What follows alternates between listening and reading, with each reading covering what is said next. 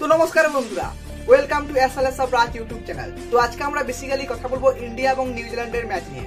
হ্যাঁ, যেটা মার্চের 2 তারিখ হতে চলেছে। তো মার্চের 2 তারিখ ইন্ডিয়া ভার্সেস নিউজিল্যান্ডের যে ম্যাচটা রয়েছে, সেই ম্যাচে কিছু কি পরিবর্তন হতে চলেছে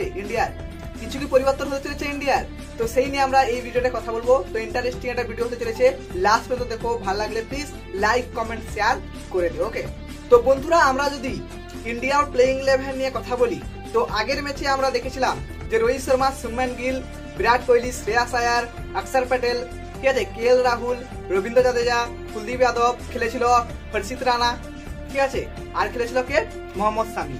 তো এই প্লেইং 11 নিয়ে খেলেছিল। তো এর মধ্যে একটা দুটো চেঞ্জ হবেই। সেই চেঞ্জগুলো কে? তো সেই চেঞ্জগুলো হওয়ার আগে আমি বলে দিই, নিউজিল্যান্ডের কিন্তু আমাদের রচিন রবীন্দ্র দারুণ খেলছে। সত্যি প্লেয়ারটা মানে ওয়ানডেতে মানে একটা লেভেলের প্লেয়ার, ঠিক আছে। তো সেদিন নিউজিল্যান্ডের 105 বলে 110 রান করে, 105 বলে 110 রান করে, ঠিক আছে, মানে একাই ম্যাচটা জিতিয়ে দেয়।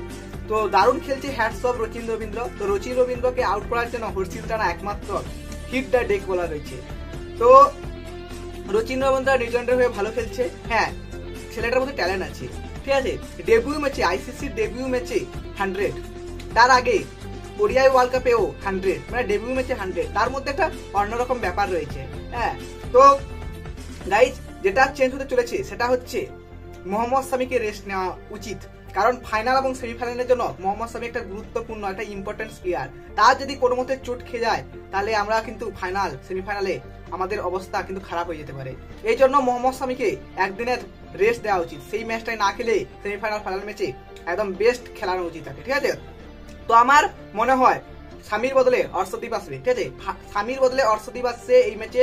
এবং আর একটা চেঞ্জ হতে পারে, সেটা হচ্ছে কুলদীপ যাদবের জায়গায় বরুণ চক্রবর্তী আসতে পারে। হ্যাঁ, বরুণ চক্রবর্তীকে ট্রাই করা যেতে পারে যে বরুণ চক্রবর্তী কিভাবে বল করছে ওডিআইতে। তো এটা একটা দেখে নেওয়ার পালা, ঠিক আছে, যে বরুণ চক্রবর্তীকে একবার দেখে নেওয়ার পালা, তো কেমন খেলছে। যদি হ্যাঁ কুলদীপ যাদব ভালো করছে, এটা আমি জানি, কেন কুলদীপকে চেঞ্জ করবে, কিন্তু একটা দেখে নেওয়ার তো পালা রয়েছে। আমরা দেখছিলাম যে কুলদীপ যাদব মানে মিডিল ওভারে উইকেট নিতে পারছে না কেউ, ঠিক আছে। সেখানে যদি বরুণ চক্রবর্তী মিডিল ওভারে যদি উইকেট নিতে পারে, তো একটা বেস্ট লেভেলের হয়ে যাবে। তারপরে পরের কথা, যে ভালো করবে তাকেই ফাইনালে খেলাবে, ঠিক আছে। তো এটা নিয়ে আমি বিতর্কে যাবো না। তো এরপরে হার্দিক পান্ডিয়াকে চেঞ্জ করা যেতে পারে। আমরা জানি হার্দিক পান্ডিয়ার একটু সমস্যা রয়েছে, ঠিক আছে, সে একটু চোটগ্রস্ত প্রবণ। কিন্তু হ্যাঁ, তাকে যদি চেঞ্জ করা যায়, তাহলে টিমটা একদম দুর্বল হয়ে যাবে। হ্যাঁ, একটা করা যেতে পারে যে হার্দিক পান্ডিয়াকে খেলা, কিন্তু বোলিংটা ওকে রেস্ট দাও, ঠিক আছে, শুধু ব্যাটিং করুন, যাতে ফাইনাল এবং সেমিফাইনালে বোলিং ব্যাটিং দুটোই করতে পারে। তো এই পসিবিলি এই দুটো চেঞ্জ হতে পারে। একটা হচ্ছে বরুণ চক্রবর্তী আসতে পারে কুলদীপ যাদবের জায়গায়, আর একটা আসতে পারে মোহাম্মদ শামির জায়গায় হর্ষদীপ সিং। তো এই দুটো চেঞ্জ হবে। আর বাকি যে টিমটা রয়েছে সেটা পুরো ঠিক থাকবে, ঠিক আছে। তো এই হচ্ছে প্লেইং 11। তো তোমাদের কেমন লাগলো তোমরা জানিও কমেন্টে। ভালো লাগলে please like, comment and share করে দিও। চলো, দেখা হচ্ছে পরের ভিডিওতে, ঠিক আছে। এটা একটা শর্ট ভিডিও ছিল, তো নেক্সট ভিডিওতে দেখা হচ্ছে।